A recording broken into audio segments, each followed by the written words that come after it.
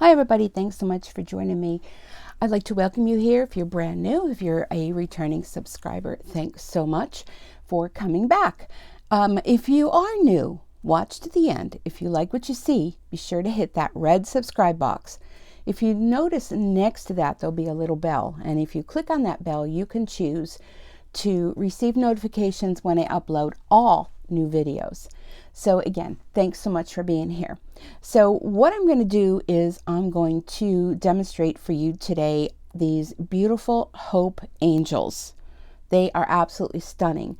But I thought before I begin, I would change the needle on my machine. It just seems like it's been quite some time before I have changed it. So I was going to go change it, and then I thought, you know what, flip the video on and I can show you how easy it is to do. So the needles that I use for my embroidery machine are these. I'm hoping you can see, as it's so bright coming in today. There we go, break some of that brightness. And let me flip the inside here so you can see. And here is the back. And I do get these from Amazon. So they are a 75/11, and they're organ needles. And I buy these in the bulk. And you can buy them in a single pack, see if your machine likes them before you commit to a whole bunch of them. But I like them, and that's what I use. And Bob here seems to like them too. So first off, in the event of having anything fall down in the mechanism, I have my hoop here and I have a clear stabilizer, so it might look a little odd to you. Cover up this whole area down here, because chances are if you drop the needle, it's going to fall somewhere and damage something, or whatever. It's just going to create problems. So cover that up, whether it be a piece of fabric or whatever you have that you can just cover that area in case it drops. Easier to find. So there's a little screw right here. I'm going to go ahead and and I know it's going to be like an odd area here. I'm just going to loosen this screw a little bit, and then out comes your needle. Okay, now for right now, I have a piece of old stabilizer. I'm just going to stick that into my old stabilizer and put it aside, because over at my other desk, I'm just going to put it over here and I'll remember that it has a needle. Over at my other desk, I have an old pill bottle, and that's what I use to put my old needles in. And, then when you get how many you want, you could just toss the pill bottle. This way, it'll be safe when your trash collector comes to pick up your trash, and no one's going to get stabbed. So when you look at the needle, it has a round side. Now, this is a Brother Innova's Essence VE 2300 machine. I'm only commenting on Brother machines because I don't know about other machines. So check your manual if you're concerned. So on the Brother machine, the needle in the back has a flat side and there's a round side. So the flat side is the part that goes to the back. Now I put my foot down on my machine. I don't know if it makes it easier. It's just an awkward situation to replace the needle. I've not really found an easy way to do it, but the flat side goes to the back, and you just kind of feel around in there and push it all the way up and then tighten it up. And it's as easy as that. I'm going to lift the foot up. Now, the way that I know whether or not I have it on there correctly is I'm going to go ahead and do my threading of the needle. And there we go.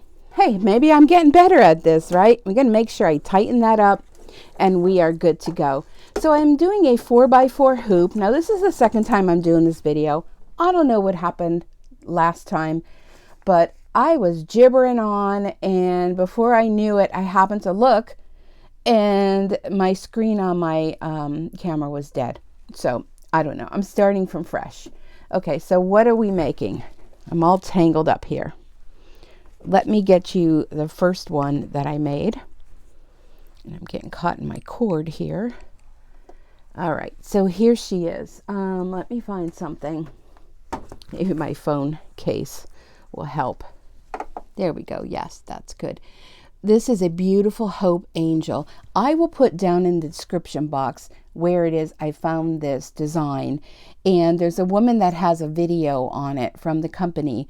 And if you watch her video, toward the end, she will give you a coupon code where you can get this angel at 50% off its price. And I purchased it yesterday, so I know that it's still available.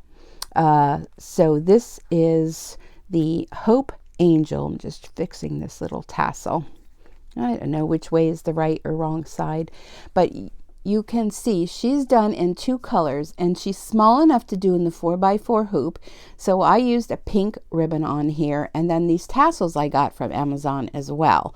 And when you flip her over, she's both sides. So many times when you're doing the freestanding lace embroidery, they tell you to change your bobbin thread to match your top thread. Well, the top thread on here was white.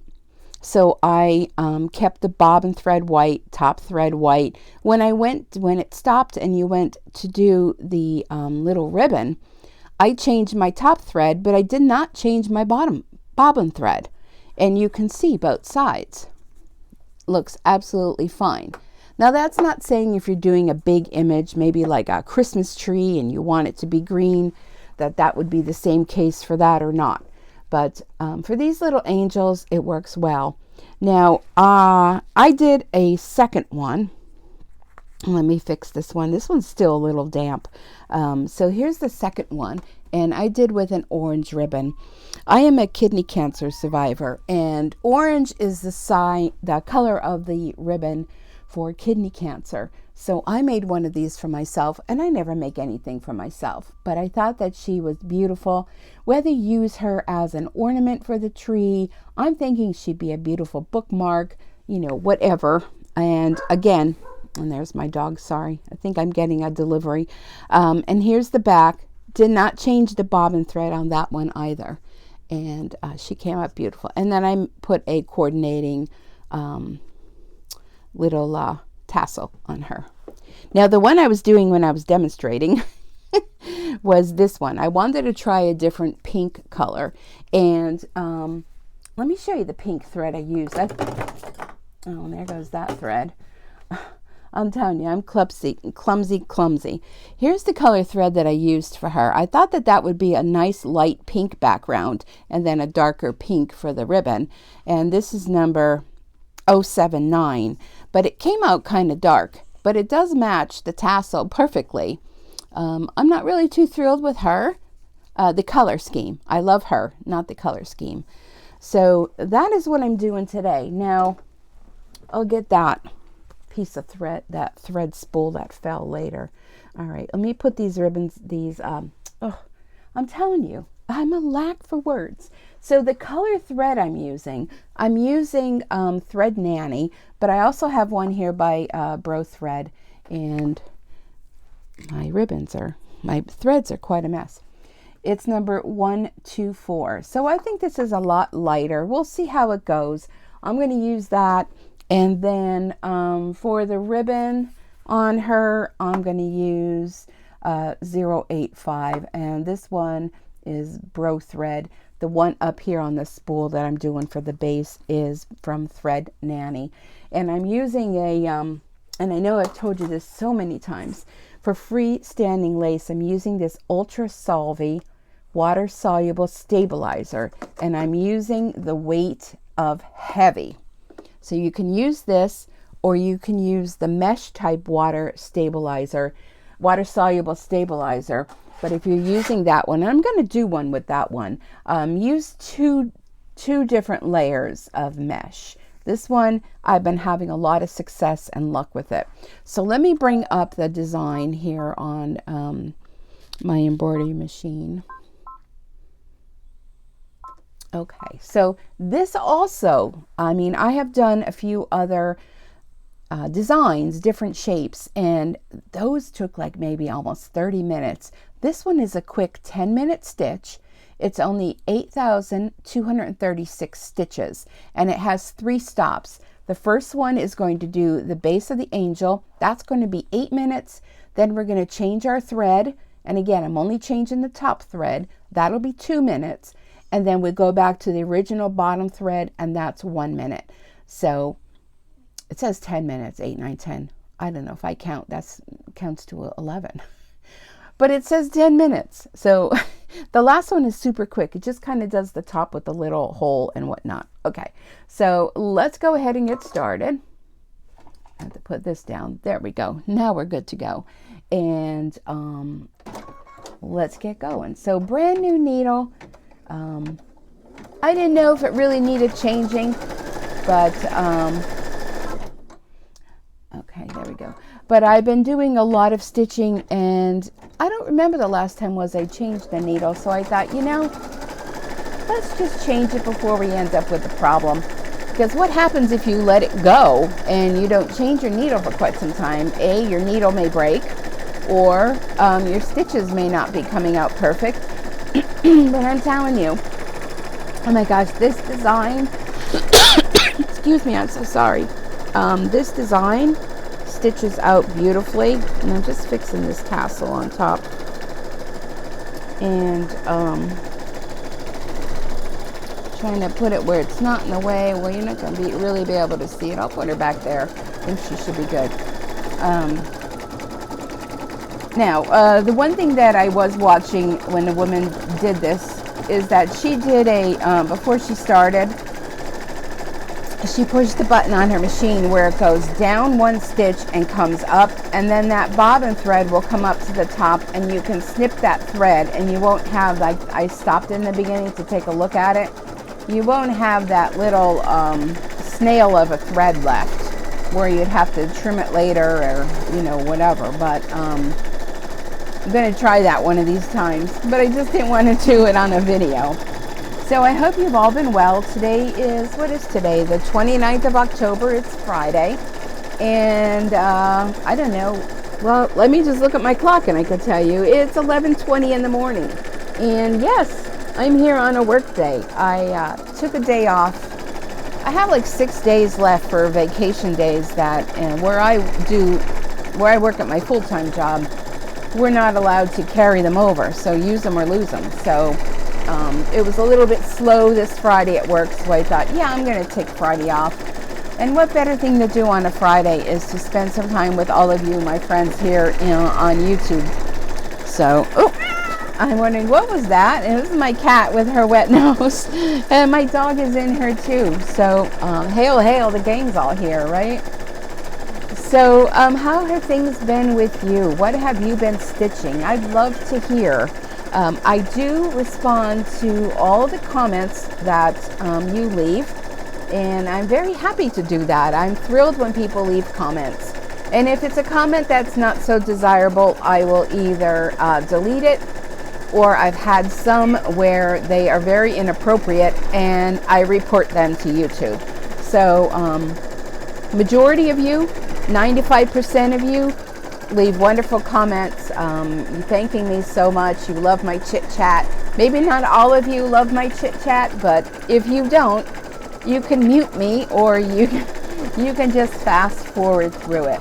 I'm not sure I really like this color either. Maybe like a cream color. There's so many different color threads in the embroidery world. I bet she would stitch up beautifully with a metallic thread. I think that would be lovely. And I'm just obsessed with this.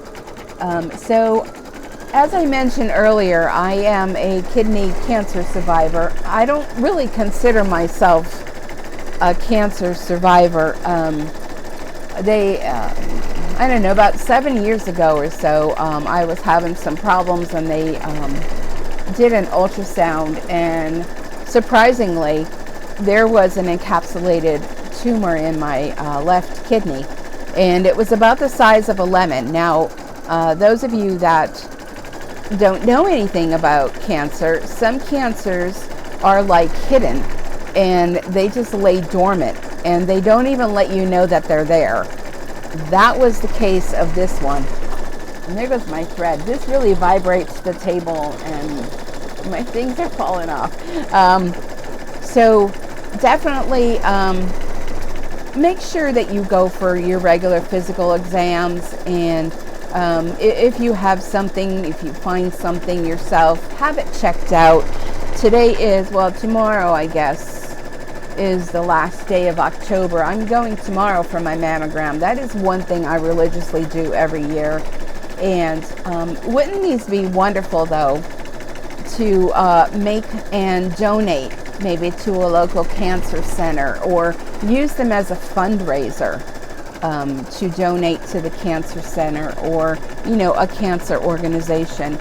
I'm hoping someday they find a cure for cancer.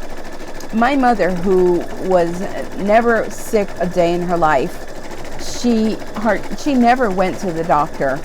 If she had something wrong, she would just take something over the counter and be fine. Well, she was having some problems when she got older, and she was afraid to tell anyone because she was the type of woman that didn't want to bother anyone. And unknown to me, I found out that she was having some problems. And by the time she went to the doctor, she had uterine cancer. But because it was prolonged so long and no treatment or discovery was made, she was already stage 4 cancer. And if you know any kind of medical terminology, the cancer had spread from the uterus out to the omentum, which is the area surrounding all of your organs. So it just spread like wildfire. And God bless her, she didn't want to give up. They said it would prolong her life a little bit if she had some cancer treatment. She attempted to do that, and well, it just really ran her down more than helped her, and she probably, hindsight, would have been better off just, going along with it rather than going through that. But she did pass away. It'll be 3 years in January, and I'll tell you, it's hard to see someone you love go through that with the pain and knowing the outcome. And she knew too, but knowing that there was nothing you can do to help her. Her best time was when my brother and I discharged her from the hospital and had her admitted to an inpatient hospice unit.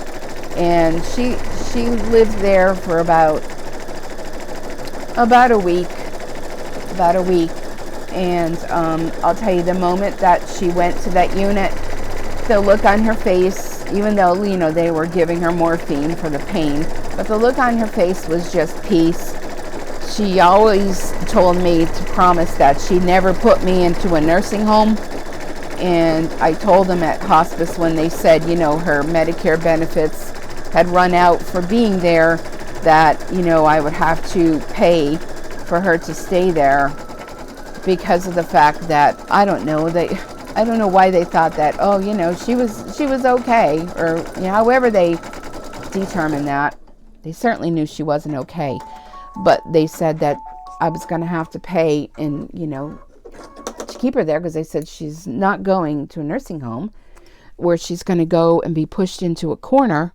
Nothing against nursing homes, but when you're a hospice patient and, you're kind of, I'm changing the thread now to that brighter thread. You're kind of in your last days. You don't want to be put somewhere where, you're just going to be treated like another patient.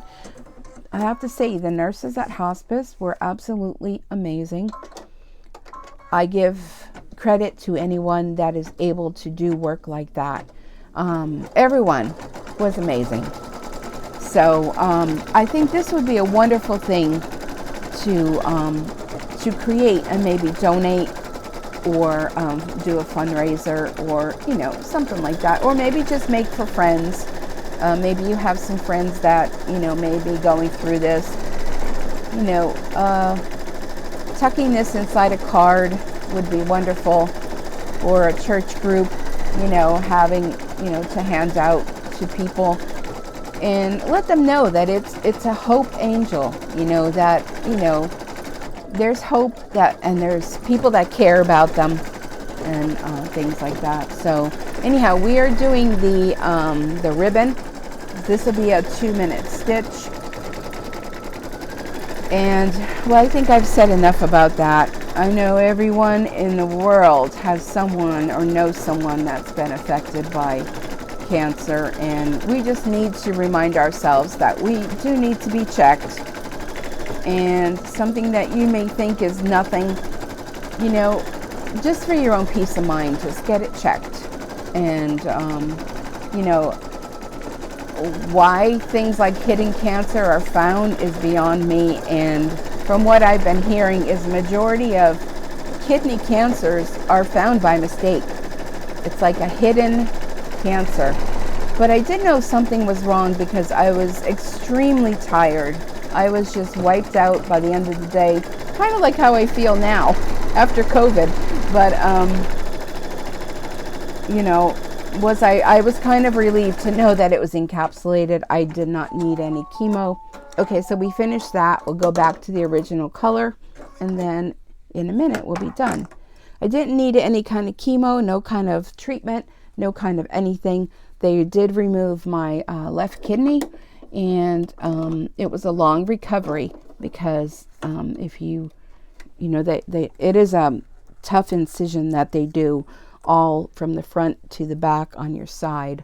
So there are a lot of muscles that they go through. So it, you know, I still have some side effects from probably scar tissue in there. And anyhow, just be checked, be safe. Okay. So now we're just finishing up the head and the little hanger part on top. Now, what do you do with this when you're done? Well, you just take it to your sink. You want to put water in a bowl, warm water, and just drop it in. We're going to trim around here, drop it in, and all of this plastic stabilizer just dissolves. And what you're left with is a beautiful angel. Like this one. She is beautiful.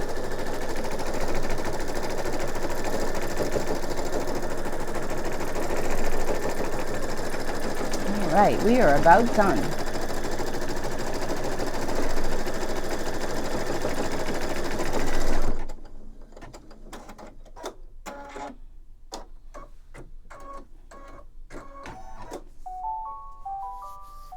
The sweet sound of success. Okay, oops, I'm sorry. All right, well, there she is. Can you see her? So what are we going to do now? We're going to unscrew our hoop. And again, this is a 4x4 hoop. I personally don't recommend taking a large hoop and putting a whole ton of them on there and stitching them all. There's a lot of stress put on the stabilizer. I feel my best way to do this, and this is just me, I'm no expert, is to use the smallest hoop you can, which is the 4x4, and have it centered in your hoop, and just do one at a time. By using too many in a hoop, it's pulling too much on the stabilizer, and what can happen is your stitches get out of line, your stabilizer may shift, you know, but you do you. If you feel comfortable to do more than one in a large hoop, by all means, you can. But that's just my thinking. I'm just trimming around. Okay. And unfortunately, this is waste, but I don't know what more you can do with that. So here she is. Now I'm just going to go under the bright light. There's a couple little threads here that are showing themselves, and I try to cut these threads before I submerge it into water, because the other one I did not, and I found that it was kind of difficult to trim once it was out of the stabilizer. So okay, and if you hear that, that's my dog. She's here on the floor and she's snoring. All right, so there she is. So then, let me get my phone case again, because that seemed to work good last time. So there she is in all her glory. So just put her in water, take a towel, and put her between the two towels and kind of lightly press to get most of the moisture out, and then put her either on a cookie drying rack or on a nice flat surface. I like to put her on a silicone mat and let her dry, and it doesn't take long to dry at all. This one I did right before I came on, and it's almost dry.